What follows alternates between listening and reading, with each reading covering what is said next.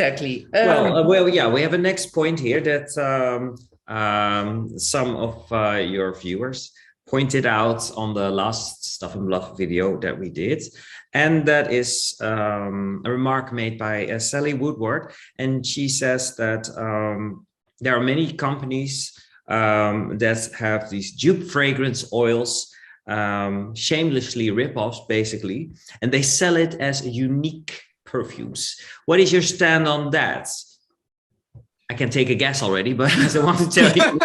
I think I've been very vocal about that. You have one company wants to. One company, I think they don't even do even the simple background check before asking someone. One of these companies asking me to do marketing for them, and that so they want me to say that their fragrance is as good as the ones they are copying. Which could be true, huh? That's a nice twist. True, but because a lot of commercial fragrances are actually not very high quality, so it's very easy to do a better and improved one of those. Because this could be another theme. So this we must remember: biodegradable and how to do a fragrance better than the one on the market. Now, yes, of course, me, I'm very vocal. I think this is just the same way you would steal a song or a poem. But what people should know, you don't have to go to Dubai. You don't have, some companies, at least they're open about it. There are two have been vocal about the dossier and the alt. They're very open. It's incredible. It's still legal in the day of today to do that, but it's legal. So what can we do except telling everybody? But the point is, and some big brands, they love to talk about this because they forgot to tell the public that themselves are doing copies and just, remixes, which in music would be forbidden without crediting the creator and without paying royalties to the creator and the publishers. Because, so if you're Firmenich or IFF or MAN and you someone else make a copy, they should also get, like a Sony would get royalties as much as a music composer. So, and that they forget to mention. I want to talk about all the copies that are laying around at Sephora and all the perfumers we agree, same. You don't need a judge there. I guarantee you, people are hiding behind this thing. Oh, how can we decide? Yeah, there are gray lines, just like in music, or I'm sure in graphic. Chester is a big specialist in graphic copyright enforcement because he participated in Holland, in the Netherlands. Copywriting is extremely well enforced. Unlike in France, actually, you would think same. The EU would have a common thing, just like in the US, no. But in the Netherlands, it's very, very good, including in perfumery. But Chester knows about graphic, and there are gray lines where you can debate, but there are things that are clear cut. And at Sephora, I can tell you, as 10, 100 perfumers, they know exactly. So that's the debate I think we have to have, because some perfumers have to start learning how to create without making copies for the big brand. And that or remixes, that is a debate to have. And what I think is really constructive that you have your code of ethics where this is pinpointed. And so that's great. And then you are... Yeah, we have to grow. We have to grow. I need to write a document about the explanation about it. And then I need to have an organization or to hand it to an official organization to hold this. But we have to create that organization because there is no... Anyway, we'll get there. Yeah, thank you. The fifth topic, we discussed it when we were in New York. That when a scented candle doesn't smell very strong from the start, when it's still cold, that there is a little trick which happens in the industry that the candle is spiked with pure fragrance oil on the top. So that you buy a candle and you think, wow, this smells really impressive. And then after a while, when you are burning the candle, you think, what happened? Well, probably you don't even notice, or perhaps you do. Did you know of this phenomenon? Do you use this phenomenon yourself? I'll describe. So I knew one internally in the industry. So what Tanya describes, what Tanya describes is that when you have a candle and you show the candle, but what I knew in the industry, I've never seen it being done. I've never done it, but I've never seen it being done, but I don't know. So this would be more the client to watch. But you make a candle or you make the tiny ones to show at the development level. And then some people would put a little bit of oil like here on the rim or just like here. So invisible. And then someone goes, oh, this is nice and strong, and voilà. And so you're bluffing the person, but then your candle has a very low level, or the fragrance does not perform. So I've heard of that industry. I don't, well, me, I've never done it. I've never heard of anybody where I was, whether it's at P&G, we make our own candles. But let's say at IFF, when I was there, and then at Dreamer, we certainly don't do that. So I've never seen it done, but I know some people. I don't know anybody doing it. I've heard of the technique, and before going to a client. What's new, Tanya, is that you told me, right, that you had a candle maker asking Tanya and her a partner, they're going to come out with a brand new candle you will see very soon. And the candle maker asked routinely, so Tanya, why don't you explain? Because I was floored. Yeah. That means Candle very makers, regularly. Candle makers know this trick. So they say, if you want to, I can do a little spiking. And I say, Voilà, so I don't want Tanya, spiking. you know, voilà, they say, well, you want a candle, 200 milliliters, the level, what kind of wax? And they say, do you want us to spike it at the end of the production? I did not know that was a routine. It means, guys. I don't know if it's a routine, but yeah. So, no, that's terrible. A lot of bluff.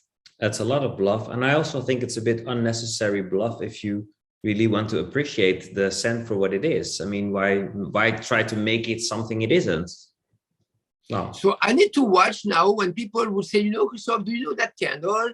It's kind of nice when it's cold, but then I burnt it and there was nothing. So then I need to think that could also be scrape it, and then you first scrape it, and then smell it. First. Wow, I did not know. I did not know. Okay. Last sixth subject for Chester. Oh yeah, which is this one? Yeah. Okay, sorry about that. I just had to look at my notes. But is it relevant? What to know?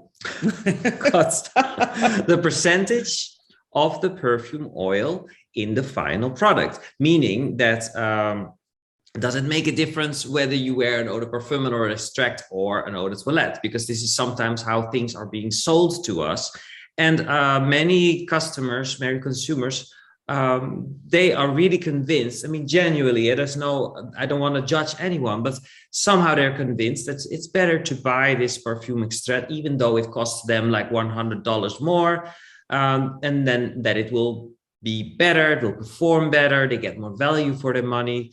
We talked a little bit about it in the first Bluff and Stuff, but maybe you have something additional to say to this. So does that really make a difference in the final product, the same fragrance, or what are your thoughts on that? You know, the level thing is it's a tricky one.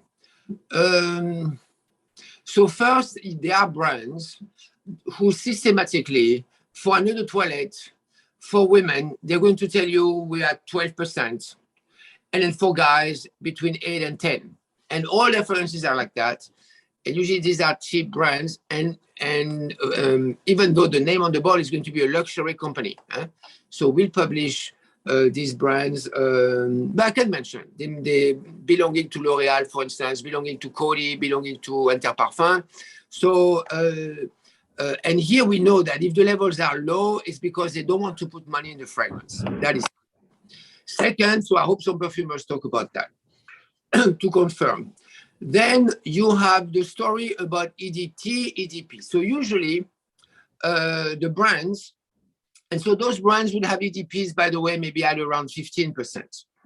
So yes, it's better than 10 or 12. Now, usually inside one given brand, the brands have been, I think, from what I know, quite consistent. Usually the EDP has more oil than the EDT. Now, I don't know. I've tried once or twice, but I was not convinced, and I don't know. I have to say I didn't do real studies. I should, but one more thing to do. Someone should do that very scientifically. If I buy an EDT at 12%, and let's make it. What about if I buy an EDT at 10%, and EDP at 20%? If I spray twice on the same spot, if I spray twice the EDT, it should be like spraying once the EDP. The alcohol evaporates in 2 seconds, and so 2 sprays at 10%, you have the same amount of oil on your skin or on your clothing as 1 spray at 20%. That's just math. If you spray them at the same time, bon, voilà. Do they land the same way, etc.? Bon, I don't know. I don't think it's made exactly the same. And then you have to make sure that the EDT formula is exactly the same as the EDP formula.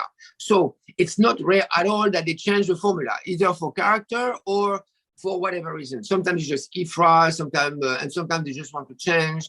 So that's a difficult one. And then the last one, which is even more complicated, is some fragrances are Angel from, if I remember correctly, Angel is at 13%. So Eau Sauvage is at, people say 3%. I've never checked. It's very strong for 3, but people say that's what it is. But bon, I don't know, but at least it's a very low level. And so some fragrances are extremely strong. And the same in candles, by the way. Certain candles at 8% are really strong. And so sometimes the perfumer could work it stronger, but then you have to be flexible on the style of character, like Angel, of course, but Angel, not everybody liked it at the beginning, so you have to be ready.